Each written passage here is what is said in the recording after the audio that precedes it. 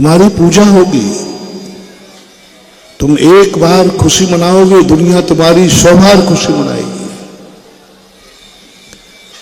क्योंकि दुनिया तुमसे खुश है। तुमसे भारत गौरवान्वित हुआ है। तुम भारत को पाके गौरवान्वित तो सभी होते, तो स्वार्थ। लेकिन हमें अपनी जिंदगी में ऐसा कहना है, यदि हमें भारत से गौरव प्राप्त हुआ है तो हमें संकल्प करना है, एक दिन मैं ऐसा कार्य करूंगा जिससे भारत भी गौरवान्वित होगा। जाओ, तुम्हारा जब भी जन्म होगा आर्यखंड में ही जन्म होगा, कभी मलेक्ष में नहीं जन्मोगे, क्योंकि तुम्हारे कारण से भारत गौरवान्वित। तुम जैन कुल में जन्म लिया है, जैन जाति में जन्म लिया है, तुम्हें गर्व है, बहुत अच्छा है। तुम्हें जिंदगी में एक कोई कार्य करना है, करोगे तुम और गौरवान्वित जैन जाति होगी। तुमने बहुत अच्छे माता पिता पाए हैं, बहुत अच्छे माता पिता पाए, इसमें कोई संदेह नहीं। आपको गर्व है कि हमें ऐसे माता पिता मिले, ये तुम्हारी प्रशंसा के योग्य नहीं। तुम्हारा बहुत पुण्य है कि तुम्हें अच्छे माता पिता मिले, इसलिए मैं तुम्हारी प्रशंसा नहीं करूंगा। कुछ ऐसा काम करो कि तुम्हारे ऊपर तुम्हारे माँ बाप को गर्व हो कि मेरा बेटा ऐसा है। हर बेटे को एक काम करना है, कार्य स्वयं करना है, और पिता को गौरव हो कि मैं ऐसे बेटे का बाप हूं। पिता के नाम पर तो गौरव हर व्यक्ति पाता है, लेकिन बेटे के नाम पर पिता को गौरव हो, ये महानता का लक्षण होता है। जो पिता को गौरवान्वित करता है उसे एक दिन जाकर के तीर्थंकर जैसे पिता मिलते हैं, माता मरु और नाभी राय जैसे माँ बाप मिलते हैं। किनको मिलते हैं ऐसे माँ बाप? किनको मिलते हैं तीर्थंकर जैसे माता पिता? जिन्होंने ये संकल्प किया कि हम कुछ ऐसा करेंगे जिसको माँ बाप को गर्व हो। कल भी कहा था मैं, तुम पहचान, तुम्हारे माँ बाप तुम्हारे नाम से पहचाने जाए। माँ बाप की ही कमाई नहीं खाना है, और अपनी कमाई भी माँ बाप को खिलाओ। माँ बाप से ही इज्जत नहीं पाना है, तुम्हारे कारण से माँ बाप इज्जत पावे। माँ बाप के नाम का ही सम्मान नहीं लेना है, तुम्हारे नाम का सम्मान माँ बाप को मिलना चाहिए। गुरु और शिष्य का भी यही संबंध है। अपन सबको गर्व है कि हमें ऐसा गुरु मिला, विश्व वंदनीय परम पूज्य आचार्य विद्यासागर महाराज। ये कोई बड़ी बात नहीं है, इस पर इतराने की बात नहीं है। ये बात तो हमें अनंतों बार अच्छा गुरु मिला, अच्छा गुरु मिला, अनंतों बार मिला, पर हम अच्छे नहीं बन पाए, अच्छे नहीं। किसी दिन गुरु को गर्व हो जाए कि मुझे गर्व है कि मेरा शिष्य ऐसा है।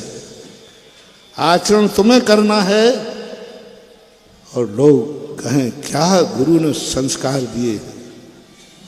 आचरण शिष्य करेगा, साधना शिष्य करेगा, और जगत में प्रशंसा किसकी होगी? गुरु। कौन जानता था ज्ञान सागर महाराज को? पूज्य गुरुदेव ने, आचार्य ने ऐसा कुछ किया कि सारा भारत ज्ञान सागर की प्रशंसा करता है। धन्य है वे गुरु जिन्होंने ऐसे चेले को जन्म दिया। तपस्या चेला की, प्रभावना चेले ने की, सब कुछ चेले ने किया, और जगत गुरु को, यह है सबसे बड़ी महानता। हर व्यक्ति अच्छी चीज पा करके अपने आप को गौरवान्वित करता है, कभी ये प्रयास नहीं करता कि मैं कुछ अपनी जिंदगी में ऐसा करूंगा कि मेरे उपकारी को भी गौरव होगा मेरे ऊपर, मेरे कृत्य पर, मेरी क्रियाओं पर, मेरे सोच विचार पर। जिस दिन उपकारी तुम्हारे ऊपर गौरव कर लेगा, समझ लेना उपकार का बदला चूक गया, अन्यथा उपकारी का ऋण। जब जब हम किसी उपकारी से उपकृत होते जाएंगे, ये सब कर्जा है, ये सब ऋण है, क्योंकि उपकारी का उपकार हमारे ऊपर बढ़ता जा रहा है।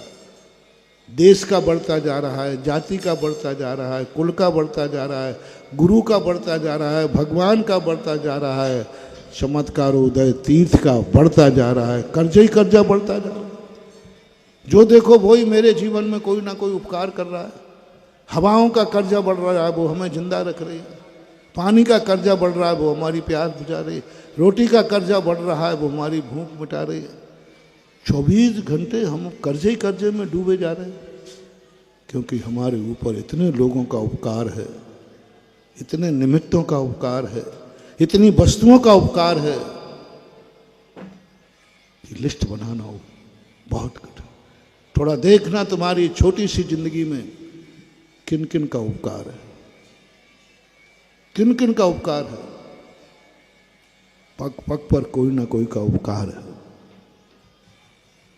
बिना उपकार के इस दुनिया में कोई जिंदा रह नहीं सकता, एक दिन जिंदा नहीं रह सकता यदि हवाएं उपकार करना छोड़ दें तो। आज श्वास किसकी बदौलत है? हवाओं का उपकार, पानी का उपकार, पृथ्वी का उपकार, आकाश का उपकार। कहाँ कहाँ देखो, जहाँ देखो वहाँ वहाँ हमारे ऊपर उपकार ही उपकार है। हम उपकार के कर्जे से दब रहे। यदि नहीं चुका पाए तो महानुभाव ब्याज बढ़ता ही जाएगा, और ब्याज जब बढ़ता जाएगा तो एक दिन इतना उपकार हो जाएगा, कोई तुम्हें उपकार करने वाला ही नहीं मिलेगा। क्योंकि कर्जा लेते लेते यदि नहीं चुकाओगे तो एक दिन बदनाम हो जाएगा, भैया इसने सबका लिया है लेकिन आज तक किसी का लौटाया नहीं। यदि देवा फिर बाद में कोई कर्जा नहीं देगा, कोई उपकार नहीं करेगा। अरे मरने दो, उसके ऊपर उपकार मत करना उस व्यक्ति के ऊपर, क्योंकि उपकार तो हमारे लिए सदा करने वाले चाहिए। सदा हमें कर्ज लेना है तो पुराना कर्ज चुकाते जाओ, नया कर्ज लेते जाओ, ये नीति है। पुराना चुकाते जाओ, फिर नए लेने में कोई आपत्ति नहीं है। और पुराना चुकाओ नहीं, नया लेते जाओ तो एक दिन लोग तुम्हें देना बंद कर देंगे, एक दिन हवाएं देना बंद कर देंगे। श्वास ही नहीं ले पाओगे, फेफड़ा खराब हो जाएगा। श्वास ही श्वास कहेगी नहीं, ये कभी उपकार चुकाते ही नहीं। पानी नहीं पी पाओगे, भोजन खाने लायक नहीं रहोगे, यहाँ तक कि माँ की गोद भी नसीब नहीं होगी, क्योंकि तुमने उस उपकार के बदला कभी वापस।